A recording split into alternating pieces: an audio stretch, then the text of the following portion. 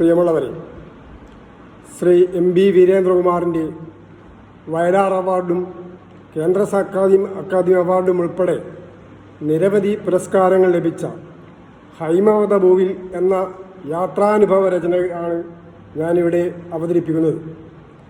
തളരുന്ന താഴ്വരകളും വരളുന്ന നദികളും എന്ന പേരിൽ മാതൃഭൂമി ആഴ്ചപ്പതിപ്പിൽ പ്രസിദ്ധീകരിക്കപ്പെട്ട ലേഖന സമാഹാരം പുസ്തക രൂപത്തിലാക്കിയപ്പോൾ ഹൈമവത ഭൂവിൽ എന്ന ശീർഷകം നൽകിയിരിക്കുന്നത് ഡോക്ടർ സുകുമാർ അഴീക്കോടാണ്.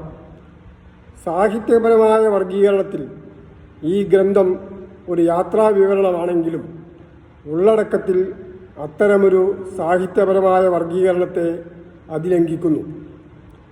ഇതിൽ ചരിത്രവും രാഷ്ട്രീയവും ആത്മീയതയും പ്രകൃതി സംരക്ഷണവും നവോത്ഥാന പോരാട്ടങ്ങളും ഉൾപ്പെടെ ഇന്നും സജീവമായി നിലനിൽക്കുന്ന നിരവധി വിഷയങ്ങൾ ചർച്ച ചെയ്യുന്നു.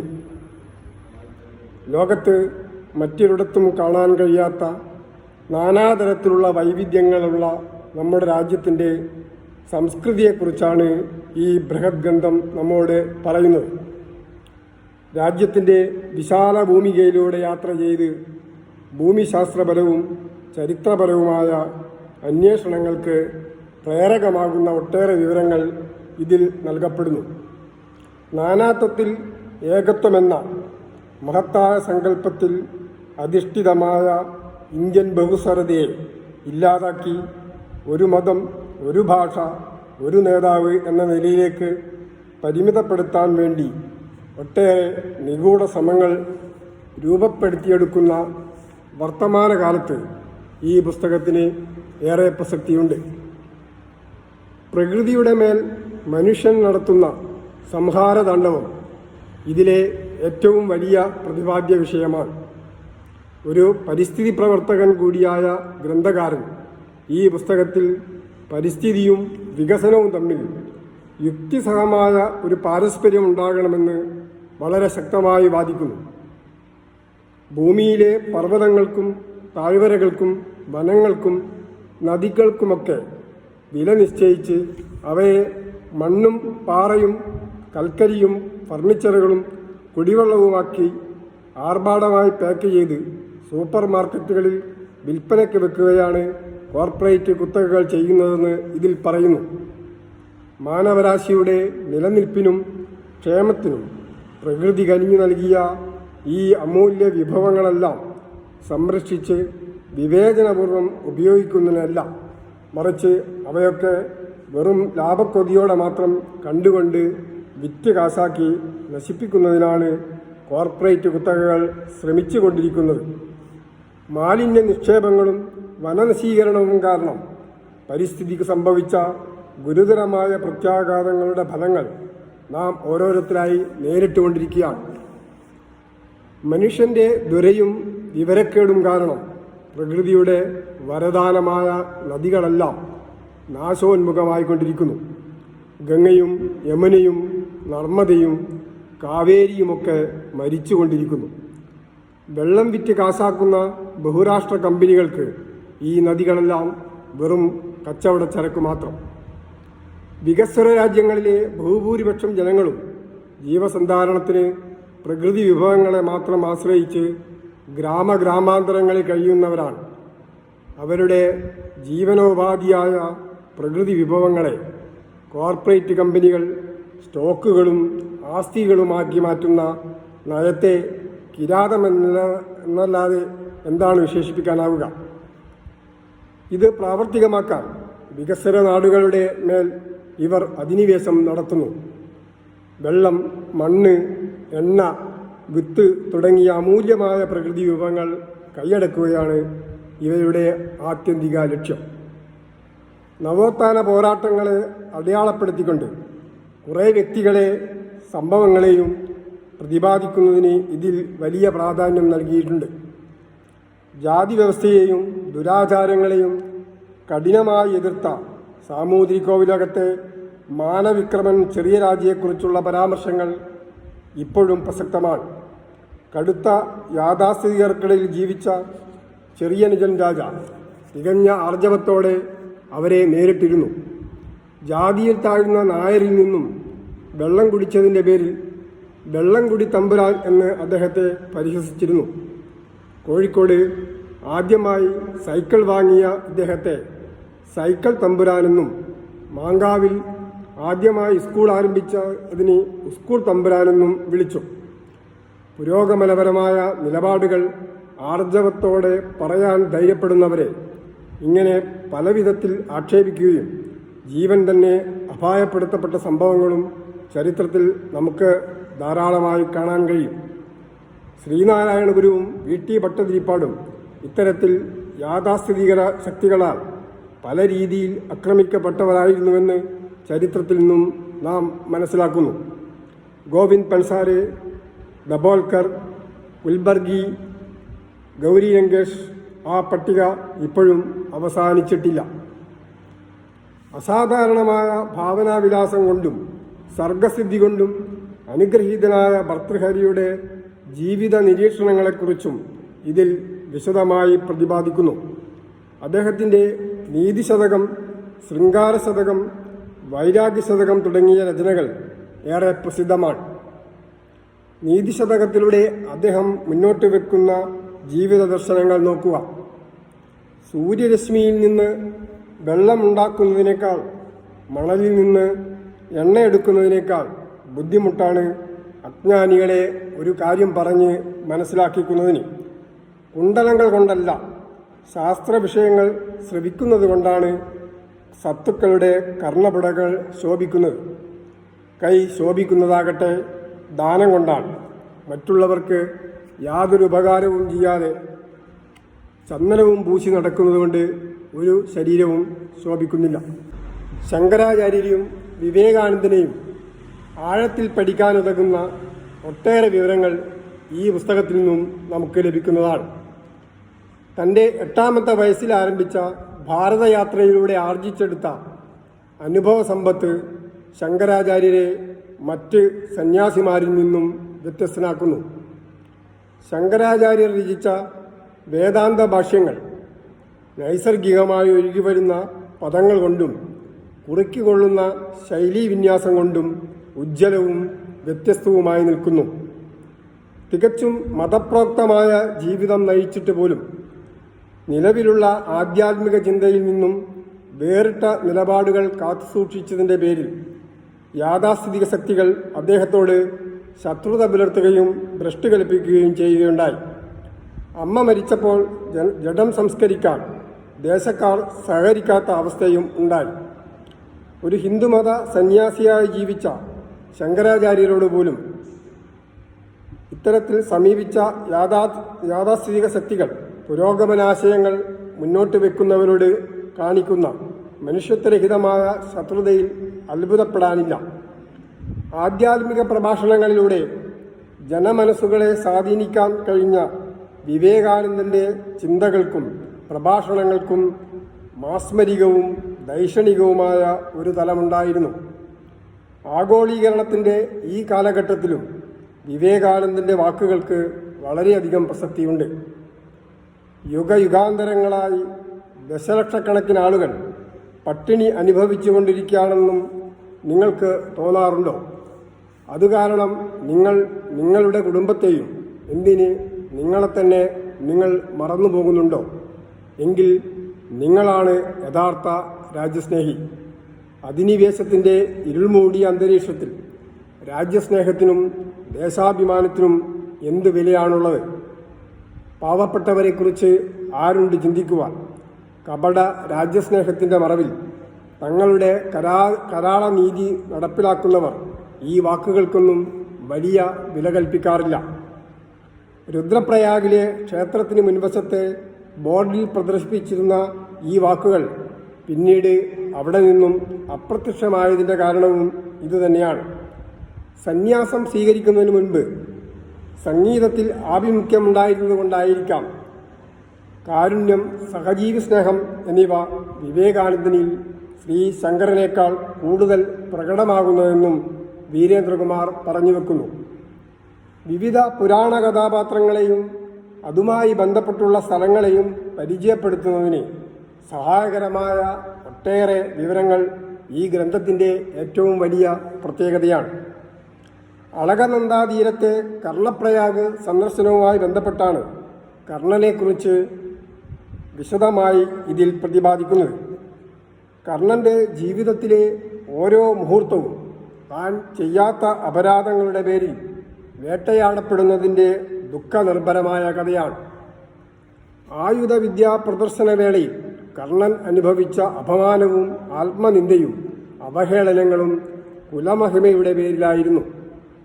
വംശത്തിൻ്റെ പേരിൽ, ജാതിയുടെ പേരിൽ നടക്കുന്ന അവഹേളനങ്ങൾ അനുഭവിക്കേണ്ടി വരുന്നവരായി ഇന്നും ജീവിക്കുന്ന ആയിരക്കണക്കിന് ആളുകളുടെ പുരാണത്തിലെ പ്രതീകമായിട്ടാണ് കർണൻ വിലയിരുത്തപ്പെടുന്നത്. ദേവപ്രയാഗിനും ഋഷികേശിനുമിടക്ക് സ്ഥിതി ചെയ്യുന്ന വസിഷ്ഠ ഗുഹയുമായി ബന്ധപ്പെട്ടാണ് പുരാണ ഇതിഹാസങ്ങളിൽ അസാമാന്യ മാനങ്ങളുള്ള വസിഷ്ഠനെക്കുറിച്ച് പ്രതിപാദിക്കുന്നത്. വസിഷ്ഠ മഹർഷി 18 ദിവസങ്ങളിലായി നൽകുന്ന ജ്ഞാനോപദേശങ്ങളാണ് ഉത്തരരാമായണം എന്ന് പറയപ്പെടുന്നു. 32,000 ശ്ലോകങ്ങളിലൂടെ മനുഷ്യകുലത്തെ ഭൗതികമായും ആത്മീയമായും ഉയർത്തുന്നതിനുള്ള സമഗ്ര സമീപനമാണത്രേ ഉത്തരരാമായണത്തിലുള്ളത്. ശ്രീകൃഷ്ണൻ്റെ വൈരുദ്ധ്യങ്ങൾ നിറഞ്ഞ ജീവിത സന്ദർഭങ്ങളെയും ഈ ഗ്രന്ഥത്തിൽ വിശദമായി പ്രതിപാദിക്കുന്നുണ്ട്.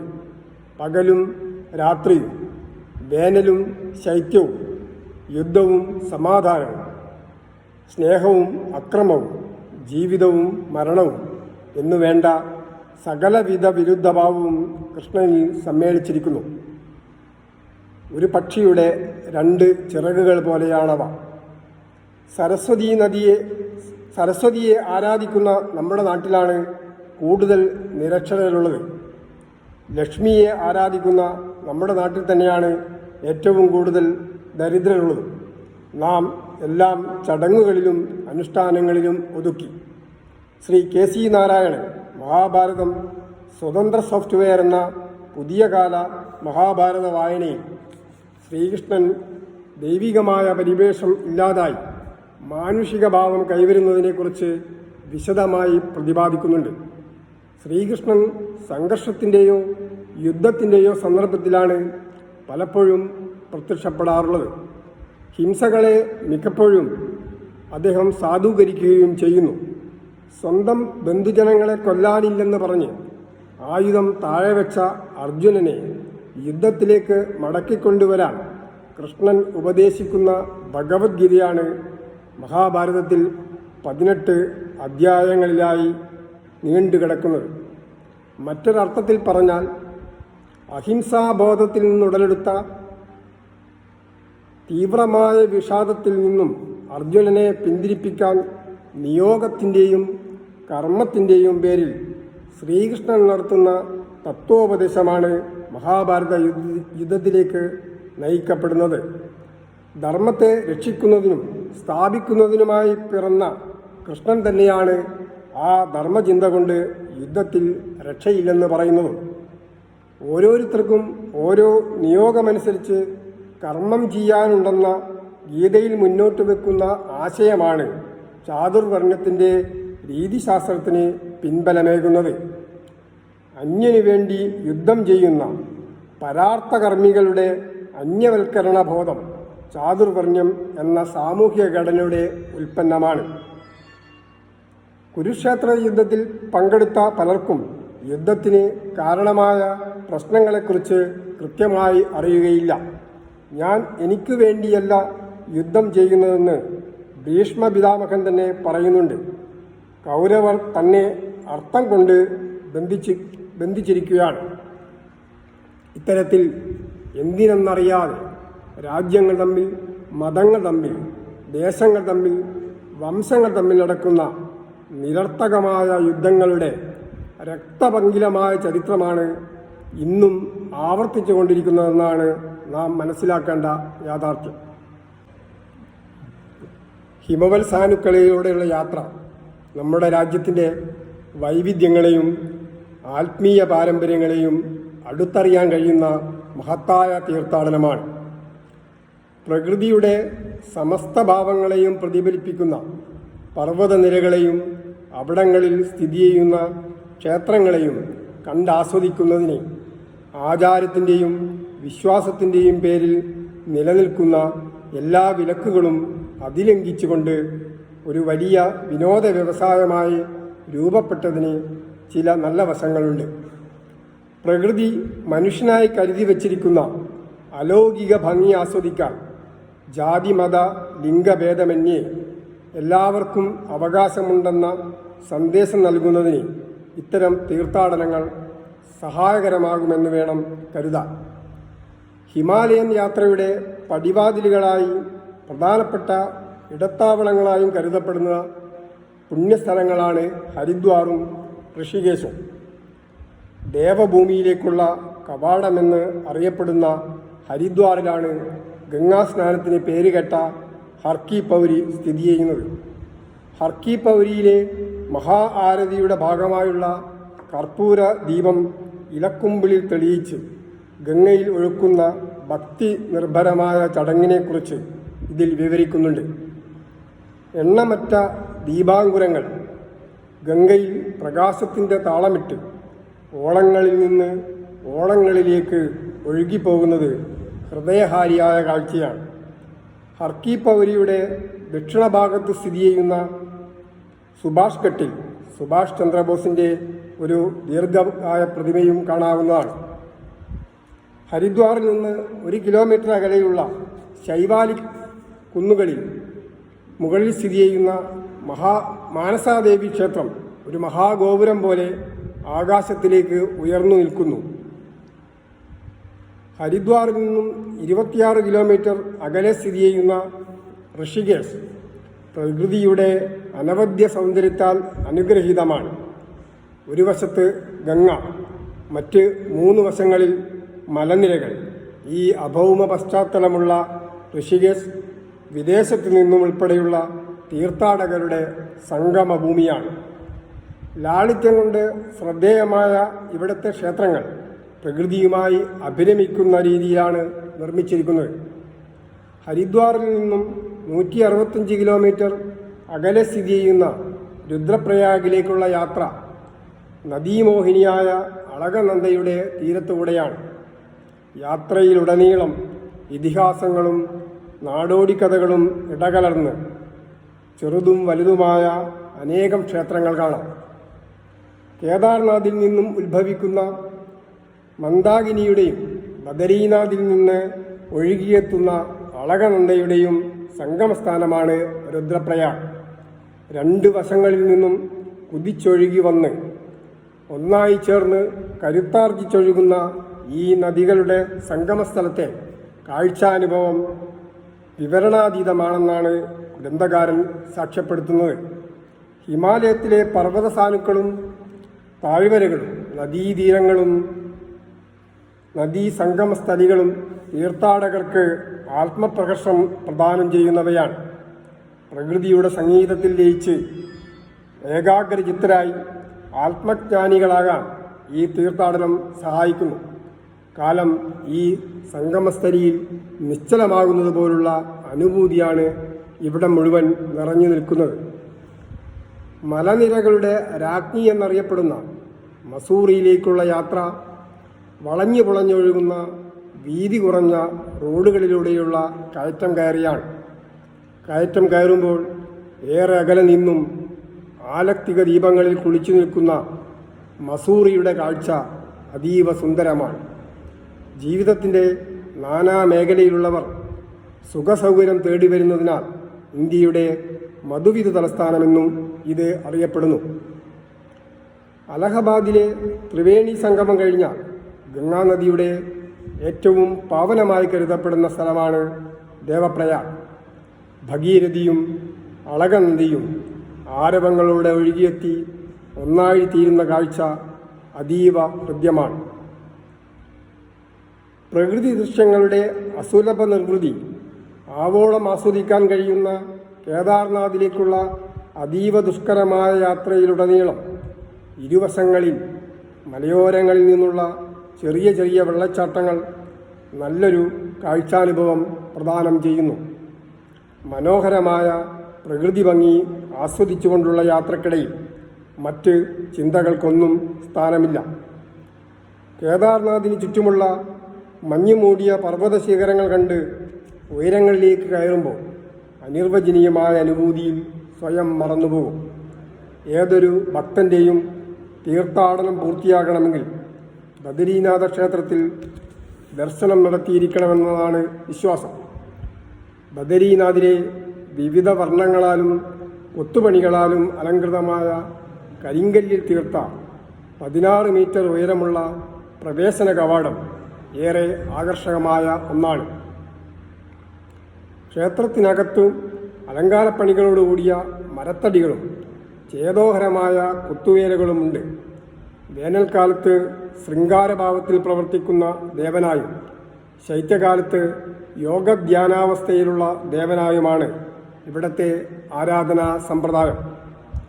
ബദരീനാഥ ക്ഷേത്രത്തിലെ പൂജാരി നൈഷ്ഠിക ബ്രഹ്മചാരിയായിരിക്കണമെന്ന അനുശാസനം നിലനിൽക്കുന്നുവെങ്കിലും സ്ത്രീകൾക്കും പിന്നോക്ക ജാതിക്കാർക്കും പ്രവേശന വിലക്കില്ല. ഏതെങ്കിലും തരത്തിലുള്ള വിവേചനങ്ങൾ ഇവിടെ നിലനിൽക്കുന്നതായി പറയപ്പെടുന്നുമില്ല.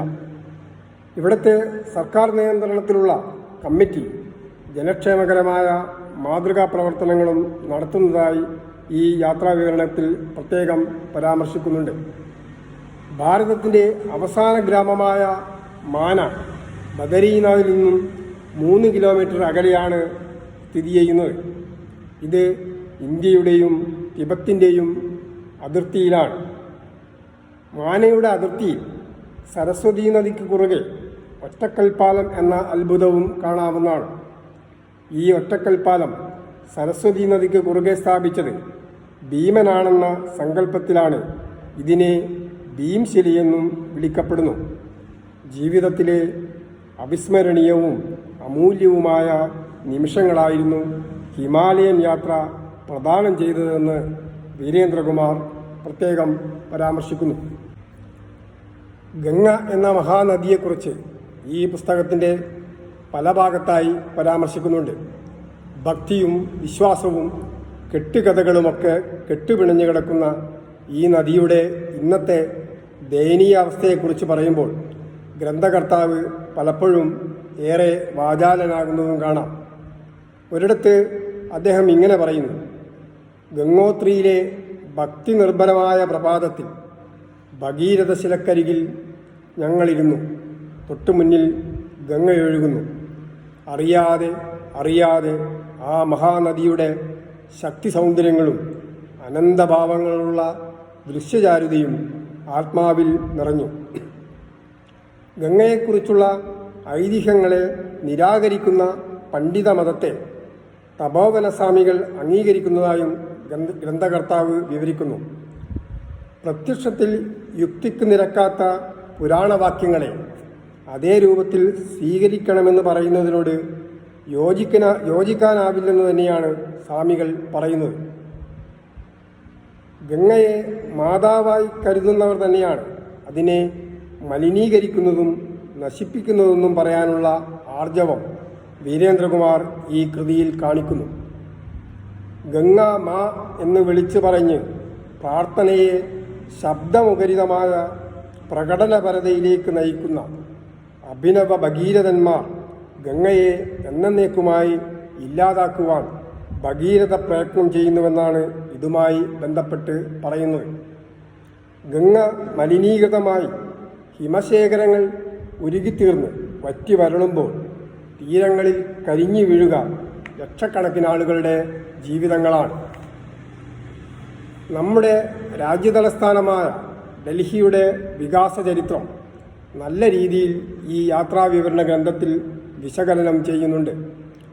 1638 മുഗൾ സാമ്രാജ്യത്തിൻ്റെ തലസ്ഥാനം ആഗ്രയിൽ നിന്നും ഇന്നത്തെ ഡൽഹിയുടെ ആദ്യ രൂപമായ ഷാജഹാനാബാദിലേക്ക് മാറ്റുന്നതോടെയാണ് ഈ ചരിത്രം ആരംഭിക്കുന്നത്.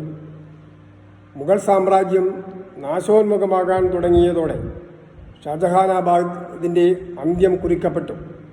പിന്നീട് 20-ാം നൂറ്റാണ്ടിൻ്റെ അന്ത്യത്തോടെയാണ് ഇന്ന് നാം കാണുന്ന ഡൽഹിയുടെ നിർമ്മാണം നടക്കുന്നത്.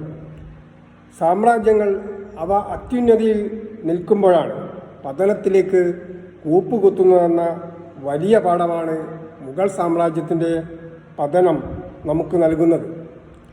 എല്ലാ സ്വേച്ഛാധിപതികളും ചരിത്രത്തിൽ നിന്ന് പഠിക്കേണ്ടതാണ് ഈ പാഠം. എല്ലാ അധിനിവേശങ്ങളുടെയും അടിസ്ഥാനം മതവും ജാതിയും മാത്രമല്ല, ധനത്തിനോടും അധികാരത്തോടുമുള്ള ഒടുങ്ങാത്ത അഭിനിവേശവും കൂടെയാണ്. ഇങ്ങനെയുള്ള അഭിനിവേശങ്ങളാൽ പ്രചോദിതരാകുന്ന ഫാസിസ്റ്റ് ഭരണാധികാരികൾക്ക് അവരുടെ തകർച്ചയ്ക്ക് കാരണമായ ഘടകങ്ങളെ തിരിച്ചറിയാൻ പോലും കഴിയാറില്ലെന്നതാണ് വാസ്തവം. പ്രകൃതി സൗന്ദര്യങ്ങളുടെ അലൗകിക അനുഭൂതികളിലൂടെയുള്ള തീർത്ഥയാത്രകളെ ആത്മീയ വ്യാപാരങ്ങളിലും കെട്ടുകാഴ്ചകളിലേക്കും യുക്തിരഹിതമായ ആചാരങ്ങളിലേക്കും കൂട്ടിക്കെട്ടുന്നത് തികച്ചും അർത്ഥശൂന്യമാണ്. ശബരിമല സ്ത്രീ പ്രവേശനവുമായി ബന്ധപ്പെട്ടുള്ള സുപ്രീം കോടതി വിധിയും അതിനെതിരെ നടന്ന ആക്രമണോത്സുകമായ പ്രതിഷേധങ്ങൾക്കും ഇത്തരമൊരു പശ്ചാത്തലത്തിൽ വേണം വിലയിരുത്താൻ. മനുഷ്യൻ്റെ പ്രതികരണശേഷിയെ മാധ്യമ വിവാദങ്ങളിൽ തളച്ചിടുമ്പോഴും അതിൽ നിന്ന് പുറത്തു കടക്കാനുള്ള യാതൊരു ശ്രമവും നടത്താത്ത ഒരു പുതിയ മധ്യവർഗം രൂപപ്പെട്ടു വരുന്നതിൻ്റെ അപകടകരമായ സൂചനകൾ ഈ വിഷയത്തിലും തുടർന്ന് നടന്ന കാശ്മീർ പ്രശ്നത്തിലും പൗരത്വ നിയമ ഭേദഗതിയുടെ അവസരത്തിലും നാം കണ്ടു തുടങ്ങിയതാണ്. യാത്രകളെ ഏറെ സ്നേഹിച്ച വീരേന്ദ്രകുമാർ ഭാരതത്തിലെ ഗ്രാമാന്തരങ്ങളിലൂടെയും ഹിമാലയ ഗിരിനിരകളിലൂടെയും താഴ്വരകളിലൂടെയും നദീതടങ്ങളിലൂടെയും സഞ്ചരിക്കുമ്പോൾ ഉണ്ടാകുന്ന ആത്മനിർവൃതി മറ്റൊരിടത്തു നിന്നും ലഭിച്ചിട്ടില്ലെന്ന് പ്രത്യേകം പറയുന്നുണ്ട്. ഭൂമിശാസ്ത്രപരമായ വൈജാത്യങ്ങളും ജീവിത രീതികളിലെ വ്യത്യസ്തതകളും വർഗജാതി വ്യത്യാസങ്ങളും ഋതുഭേദങ്ങളും ഈ മഹാസംസ്കൃതിയുടെ ആക്കം കൂട്ടുകയാണ്. എന്നാൽ നിർഭാഗ്യവശാൽ അത്തരമൊരു വൈവിധ്യത്തെ നിരാകരിക്കുകയും ഏകശിലാത്മകമായ ഒരു രാഷ്ട്രീയ സാമൂഹ്യ ഘടനയിലേക്ക് രാജ്യത്തെ വളർത്തിക്കൊണ്ടുവന്ന് എതിർസ്വരങ്ങളെ വിയോജിപ്പുകളെയും നിഷ്കരുണം അടിച്ചമർത്തപ്പെടുന്ന ഒരു സാഹചര്യത്തിലേക്കാണ് നാം നീങ്ങിക്കൊണ്ടിരിക്കുന്നത്.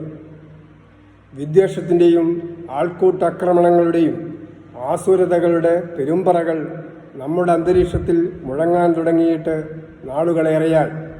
ഇത്തരമൊരവസ്ഥയെ സൃഷ്ടിക്കുന്ന ആശയപ്രചരണങ്ങളിൽ നിന്ന് പുറത്തു കിടക്കാൻ പുറമേക്ക് മതേതരത്വവും പുരോഗമനവും ഒക്കെ പറയുന്ന പല ആളുകൾക്കും കഴിയാറില്ലെന്നതാണ് യാഥാർത്ഥ്യം. ഇനിയും നമ്മൾ നിശബ്ദരായാൽ അവശേഷിക്കുന്ന എല്ലാ നന്മകളും ഇല്ലാതാകുമെന്നും നമ്മുടെ രാജ്യം മുൻപൊരിക്കലുമില്ലാത്ത രീതിയിൽ തകർച്ചയിലേക്ക് നീങ്ങുക തന്നെ ചെയ്യുമെന്നതാണ് യാഥാർത്ഥ്യം.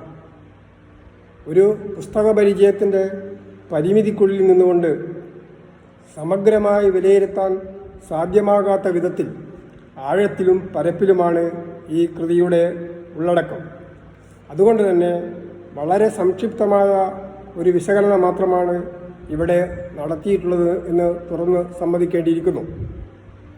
കുടിവെള്ള മേഖലയിലുള്ള ബഹുരാഷ്ട്ര കുത്തകകളുടെ കടന്നുകയറ്റം, അണക്കെട്ടുകൾ സൃഷ്ടിക്കുന്ന പാരിസ്ഥിതികവും സാമൂഹികവുമായ പ്രശ്നങ്ങൾ, വനനശീകരണത്തിൻ്റെ പ്രത്യാഘാതങ്ങൾ, മിത്തുകൾ, നാടോടിക്കഥകൾ, പ്രകൃതി സൗന്ദര്യം, ചരിത്രം, പുരാണം തുടങ്ങി നാനാവിധത്തിലുള്ള വിഷയങ്ങൾ ഈ മഹത് ഗ്രന്ഥത്തിൽ ചർച്ച ചെയ്യപ്പെടുന്നുണ്ട്.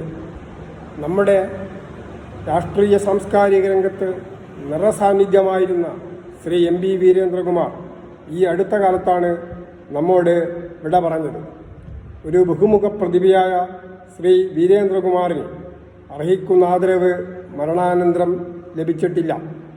ഈ സന്ദർഭത്തിൽ അദ്ദേഹത്തിൻ്റെ വിവിധ രംഗത്തുള്ള സംഭാവനകളെ അനുസ്മരിക്കുന്നതിന് ഇടയായിത്തീരട്ടെ ഈ പുസ്തക പരിചയം എന്ന് ഞാൻ ആശിക്കുന്നു.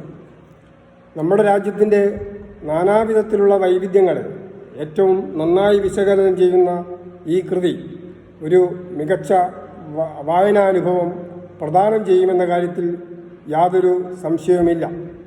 ഇത്തരത്തിൽ ഒരു മികച്ച ഗ്രന്ഥം വായിക്കുന്നതിനും അനുഭവസമ്പൂർണമായ ഒരു ഹിമാലയൻ യാത്രയ്ക്കുള്ള ആഗ്രഹത്തിന് തുടക്കം കുറിക്കാൻ രാഷ്ട്രീയ സാംസ്കാരിക സംവാദങ്ങളുടെ തുടർസാധ്യതയ്ക്കുള്ള പശ്ചാത്തലമൊരുക്കുന്നതിനും ഈ പുസ്തക പരിചയം സഹായകരമാകട്ടെ എന്ന് ആത്മാർത്ഥമായി ആശംസിച്ചുകൊണ്ടും എല്ലാവിധ അഭിവാദ്യങ്ങൾ അർപ്പിച്ചുകൊണ്ടും നിർത്തുന്നു. നന്ദി.